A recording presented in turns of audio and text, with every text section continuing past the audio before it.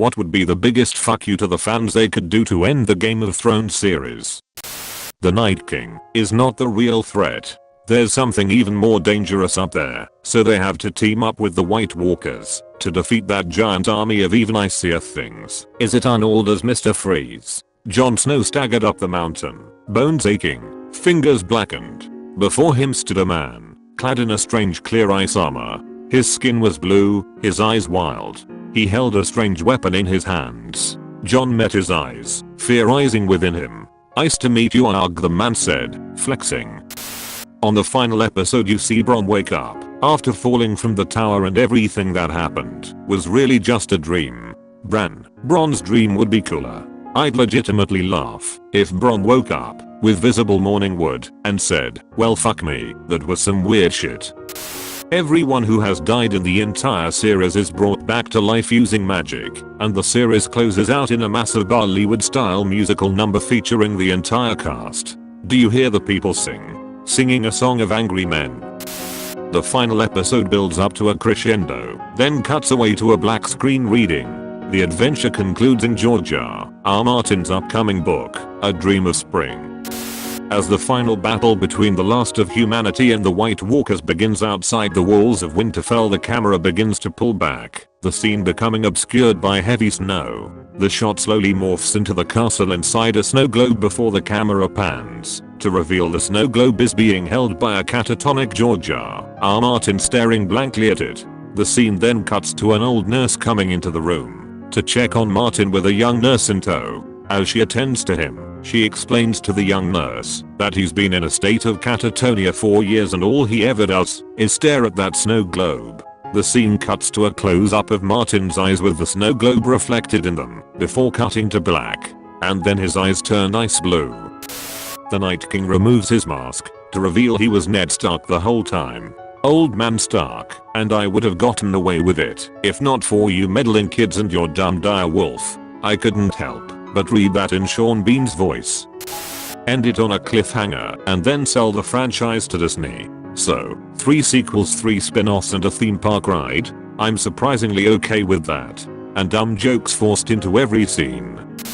The funny thing is that I feel like, no matter how it ends, everybody is going to hate it. Not everybody, but I imagine the ultra hardcore fans are likely to hate it. Reality rarely ever lives up to their idealized story. Anything that is not the greatest episode of TV that they have ever watched will be good enough.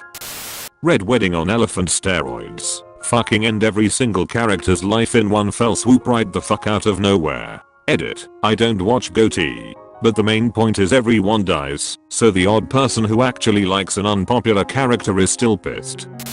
At the end it's Jon Snow telling the story to his children on a couch and they convince him to go after Aunt Robin again. You mean Uncle Robin of House Arryn, Lord of the Vale?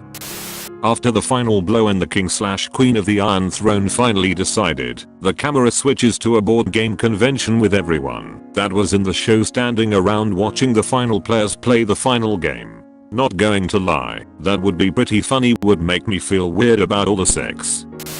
During the final epic battle against the undead, someone suddenly says, "Freeze all motor functions," and everyone stops moving, revealing Westeros is just another park owned by Delos. Westeros World. They postpone the final episode until George R.R. Martin finishes the books. Final episode. Running time over 2 hours. Cut into the final battle between the kingdoms and the White Walkers. Build up was a crazy plan that just might work, but if it fails all is lost. Shot pans out as you see the scope of the two sides and the White Walkers outnumber the other army by millions. Still panning out. Pan out through clouds and bang, you're in George Martin's study. He's tapping his pen after the line, "Two armies converge on one another." Shrugs. "I just can't do it." Closes the book. Walks off. Credits dead air for the next hour and 50 minutes. After finding out that all along Jon Snow wasn't really Daenerys' nephew, but was actually 100% a Stark all along, Jon Snow and Dany defeat the White Walkers with their love. After they tie the knot, all the White Walkers magically return back to their original human/animal selves in a sea of glitter, while inspirational music plays, a la Beauty and the Beast. Jon and Dany kiss and everyone cheers. The dragons adorably snuggle up next to them. Jon and Dany hop on a dragon and ride off into the sunset. Tyrion, Jaime, and Cersei exchange knowing glances from across the room. Joffrey, Tommen, Margaery, and Myrcella come back to life. They embrace while Tyrion says, "We are a family, and family is the most important gift of all." Edited to at, then Tyrion turns to his beloved family and says, "Now, where's my drink?" Everyone laughs, and he playfully winks at the camera. Monty Python and the Holy Grail type ending. Cops run in and arrest all of the people for killing each other and cut the filming. My friend refused to believe that was the ending of Holy Grail. She sat in front of that damn weird music until the tape ended. She stared at the screen in case something popped up. She didn't mute in case there was a voiceover or something. It went on for like 10 minutes. She was a changed person after that. Following a chase through a hall with multiple doors, Ghost and the rest of the gang manage to finally catch the Night King in an elaborated trap. It turns out that the Night King was Cersei all along, and the Whites were all just disguised Lannister soldiers, including the dragon. She didn't really care about destroying humanity, but was only interested in scaring everyone out of Winterfell, so that she could sell the lands around the hot springs upon which the castle is built at a high price during the upcoming winter. What if the Cersei face is also a mask, and under that mask it's revealed that it was Cat Stark who is still alive and plotted the whole thing, and she'd have gotten away with it too. Red Meteor crashes down and kills everyone dinosaur style. It was Earth the whole time. I've been preaching this for years now. The last episode should, with zero warning, cut away from whatever scene is going on. It cuts to a meteor in space. Next 5 minutes is just it slamming into the planet, and the entire thing going to hell as they do when giant rocks impact them. Roll credits. Bonus points. Make it the second or third to last advertised episode. Don't run anything in the remaining episode slots. Just black screen for the duration so anyone looking at like HBO Go or something doesn't realize until it's too late. Jon sitting alone in a dark room monologuing about the psychological torment of being a bastard. At the end he realizes that true acceptance must come from within, and the room lights up to reveal the entire cast standing around him clapping and saying congratulations. Just end it. No wrap up, no nothing. Not even a warning. 2 episodes before the end of the next season, Peter D is mid-conversation and bam. Title sequence. We are back to season 1 episode 1 for the remainder of the episode. The rest of the season consists of a clip episode and a sing-along, both of which move to a new might and time on TBS. Neither the writers nor HBO should ever address the move. Everyone starts a life of happily ever after. And then they all die by dragons coming down from the moon. It was a myth in Goatee that all dragons were hatched from a moon that came too close to the sun. The White Walkers are just trying to introduce you to an insurance comparison website. So they march down to King's Landing. Everyone terrified on the battlements waiting for the final showdown as hundreds of thousands of Whites amass in ranks outside. Then they burst into song whilst the White Walkers sing "Go Compare." They fade out to a young boy in a modern hospital playing with medieval puppets, some chess pieces, a dragon toy, near a blaring wall unit air conditioner. His mother leans over and says, "George, sweetie, time to go home."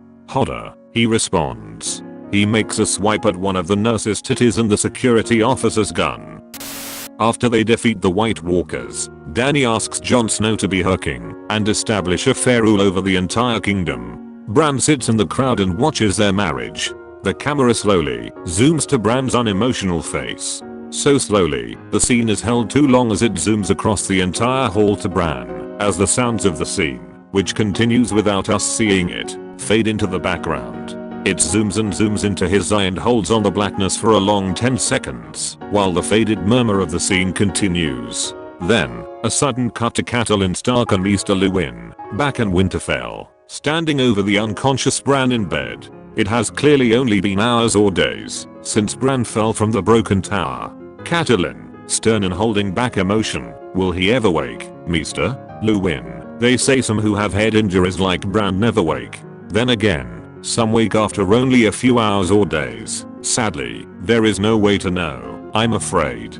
Catelyn, hurt and fighting back an emotional outburst. Bran, A long moment is shared in silence. Bran twitches slightly. Catelyn, does he dream, Meester? Luwin, oh yes, that is the consensus. A long, deep dream. Catelyn, eyes watering but gaining strength. Then sleep well, my Bran. Live many adventures in your sleep. Catelyn leans in to kiss Bran. We see a close-up of Bran's forehead. As she kisses his forehead, it cuts to black and plays the exciting theme song. Thanks for watching. Like, comment, subscribe.